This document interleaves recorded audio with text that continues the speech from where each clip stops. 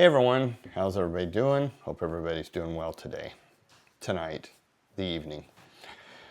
Just wanted to have a discussion about a situation I went through with an older man in his 80s that was having problems with his son.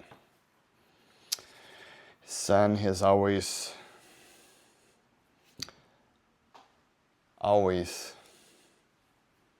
lied to him about stuff to get money. And I had a discussion with this man, and it was actually a fairly hour. I was there for almost 2 hours talking about it. He was telling me that he thinks his son needs to be hit rock bottom. He's loaned him, given him so much money over the last 15, 20 years. It's just been ridiculous, and all he gets is lies. He just lies to him all the time, and I think it's time that he hits rock bottom. I think it's time for him to do this. I think it's time for him to do that. I need to stop letting him lie to me. So a certain situation happened where they were going to have a discussion about it. They did have a discussion. The son lied to him again.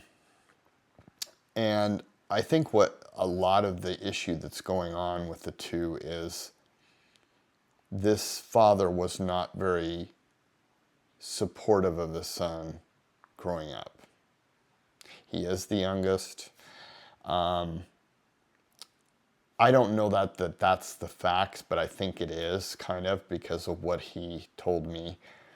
And mind you, I look at this man as somewhat of a father to me because I've talked to him about a number of different things because my dad's gone, and I respect his opinion to a certain point. And he's told me a lot of good advice because of his wisdom that he has. But the thing about it is I've always, if they need help, I'll be there no matter what, even though he has kids of his own. And I think what really kind of bothers me is he sat there and told me that, I don't want him to lie to me anymore. I'm tired of him lying to me because, I've given him all this money. I guess I'm the idiot. I'm the stupid idiot for doing this, for caving and all the other stuff. And he says, I think it's time for him to hit rock bottom. And I said, I agree. Because what's going to happen when you're gone and the money's not there? And the situations that he's lied to his father are not good. But so, speeding ahead to a couple weeks after they had the talk and it didn't go well, this son came over to the house to help his dad do something because he called his son to help him, and he did come over. And mind you, they still hadn't resolved anything. And so son really didn't help his dad that much, but he at least came over to try to help him. It didn't work out. And so because he was just so thrilled that his son was going to come over, he caved. He gave him the money, even though the son even lied to him when they had the discussion 2 weeks prior. And it was just an interesting conversation when I was over there before they had the talk. And I opened up about the way my dad treated me. And I'm not a bad son. And the thing with my dad is I didn't like it's not that I didn't like my father. A lot of people thought I didn't like my father, but it was all in the treatment. It was the way my dad treated me as a person. There was no respect. But the thing about it is with my father, he has no respect for himself. So how can he respect anybody else? And that's what I said. I was bullied through all my grades of school, elementary school, middle school, and high school. And my solution, I didn't want to try to kill myself. I would just wanted to get the hell out of school. So my solution was be friends with these people that are bullying me. Be friends with them. And it worked to a point. It was kind of an odd way. Not that I wanted to be friends with these idiots, but that was just my solution to kind of, and my parents didn't know about me being bullied through any of my school years until 10 years after I left home. And they were very disappointed that I had not said anything. I said, why would I say anything?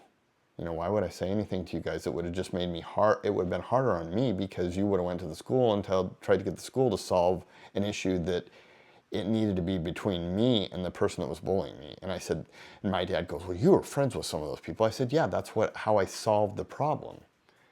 And that's just the way I handled the situation. So the situation between my dad, and my dad was he was very difficult. I'm not saying, my dad taught me a lot of things, and he was very nurturing. When I was up to a certain age, and then things had changed, and he had changed, and it was the point where I had an opinion, and I would call him out on his bullshit. And my dad was this big macho guy, big guy, 6'4", 220, worked out, big guy. But he's very insecure.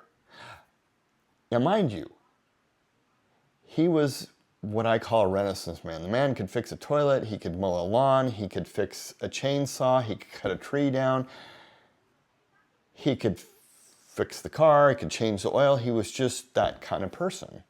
And that's what he taught me to be. And that's kind of the way I have been in life. People are realizing what I can and can't do. I mean, I can change the oil in my car and bake chocolate chip cookies. So that's what kind of person I am. And I can run a tractor, know how to drive a big tractor.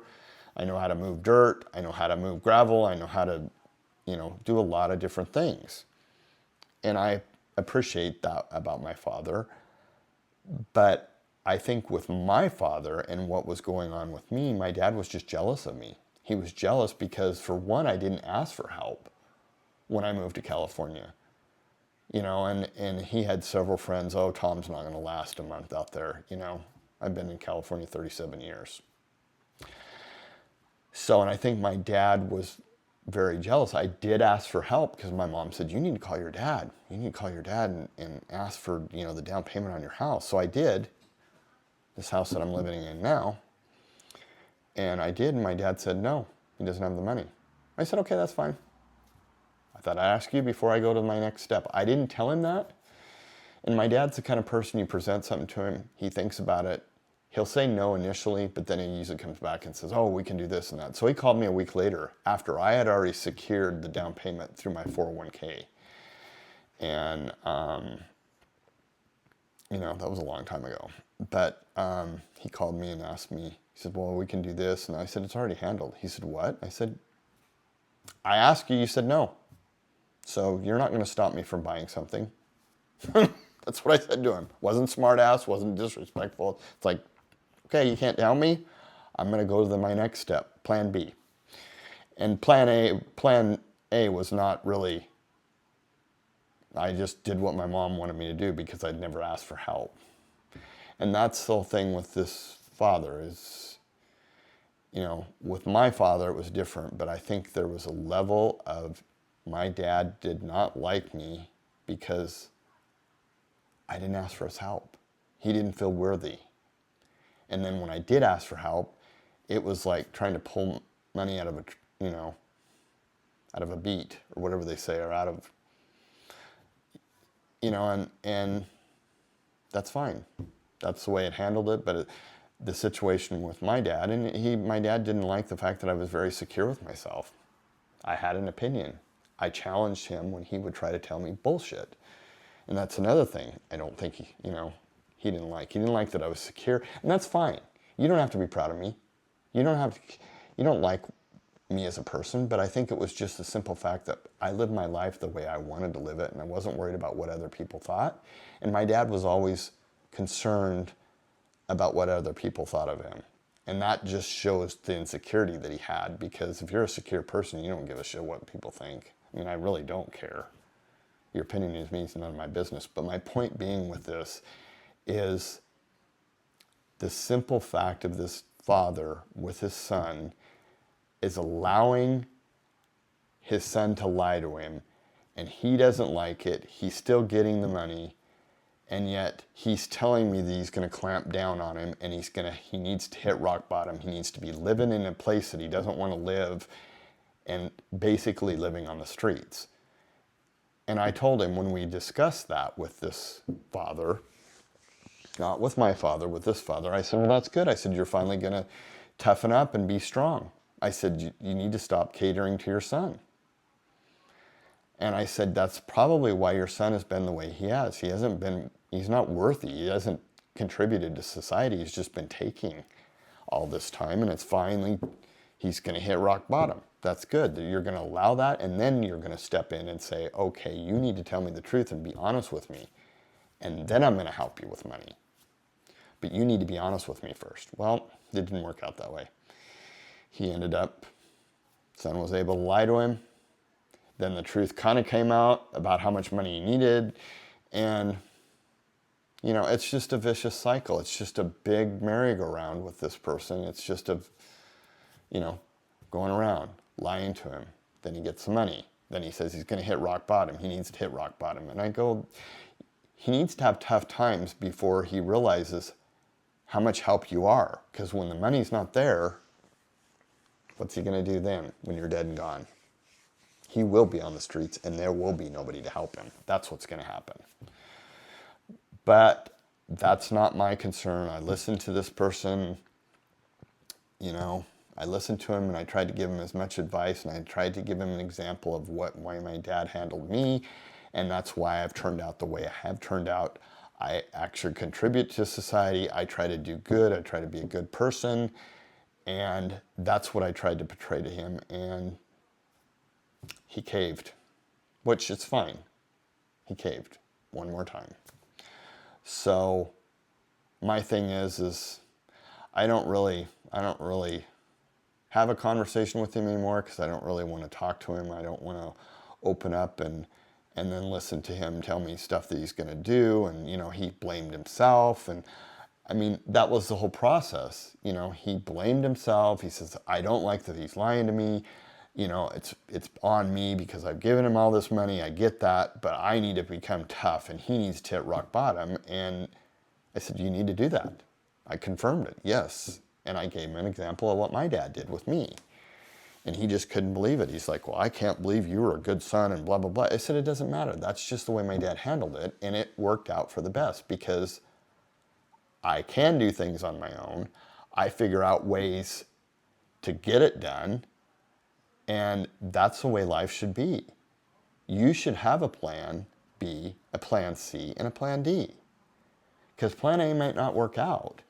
And that's what I was trying to explain to him and work with him. You can still help your son out, but you need to be strong with him, and you need to make him show that you're a strong person and you're not going to put up with his lying and his telling you things and not telling the truth. Because if you know the truth, then you know what you're getting yourself into when you're giving him the money. And that's what I told him. I said, the money's the root of all evil with stuff. I go, I respect money and I use it to pay my bills and to get what I need to get. But it's not the kind of thing where the more money you have, the more respected or you're more successful. It's you got more money to work with. And so anyway, that's my situation that I had, and I'm disappointed in what went down, but it's not my situation to handle. It seems like I wasted my time to tell him my situation, and it's almost like it was turning, and I thought, when I left, I thought he was going to do that. And like I said, he could have taken my advice. He could have listened to me more. He could have done that. But I think when it comes right down to it, I think it's because of the treatment of his son in the past, and he wasn't there for his son, so he feels like he needs to still go by, even though he doesn't like the fact his son's lying to him and he's giving him a lot of money in the past. But that's his own damn fault. Let me know what you think in the comments. I appreciate you watching till the end. Hope you have a good evening, and I'll see you in the next one.